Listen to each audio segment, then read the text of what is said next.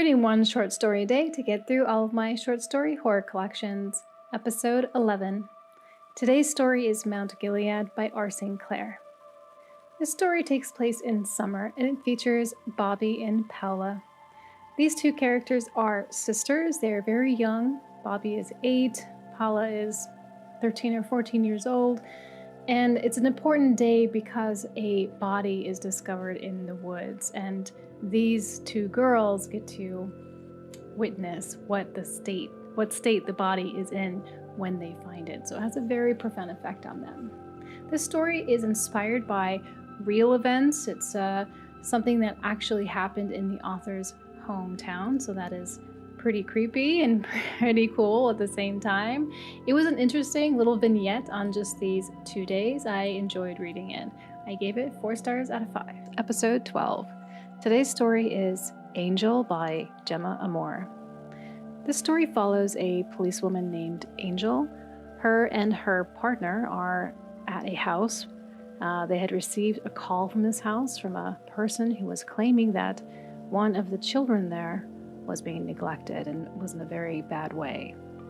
Once they get into the house and they find this infant, it is true, this infant is in a very bad state, and this puts Angel into a very, very bad place. After the day's work has ended, she goes home and tries to deal with this. This is a very interesting story. It's about loss and grief, and it has a very unexpected ending. I gave this story 4 stars out of 5. It's episode 13. Today's story is Gray Matter.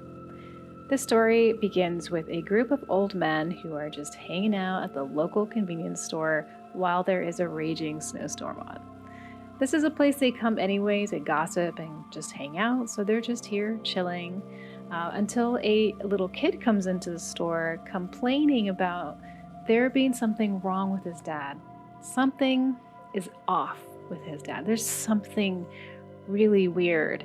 And he mentions something about, the man's hands not really being hands anymore. So these guys decide to head over to this kid's house, see what the story is, check on their dad, and they do find something pretty weird. This story is a body horror story, and it was pretty fun. I thought it kind of really had that traditional, Stephen King humor, so I thought it was pretty cute. I gave it 3 stars out of 5. Episode 14. Today's story is Something About Birds. This story is about a young blogger who is interviewing an author, a literary weird fiction hero of his, and they're mainly discussing a piece that the man had written called Something About Birds. After this interview, the author gives the blogger a bird head as a token for entrance to an event that he's going to be having in a few days. And it's after receiving this bird head that the blogger begins to experience some weird events. This story is pretty weird. It is, I think, one of those stories that you need to read 3, 4, or 5 times to really find the clues and the hints within the interview that is really going to give you a little bit more meaning and depth to what's happening in this story.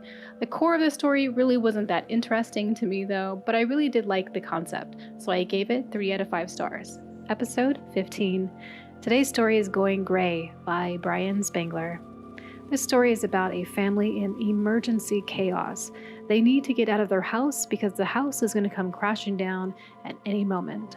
There's something going on outside, something deadly, and they need to get away. They make a plan. They're going to head to the mall because the mall has a structure that should keep them safe. And this is their plan. This is a very fast-paced, interesting, apocalyptic story about man-made disasters and about one day of a family trying to survive. I thought it was really fun and awesome, so I gave it 4 stars out of 5.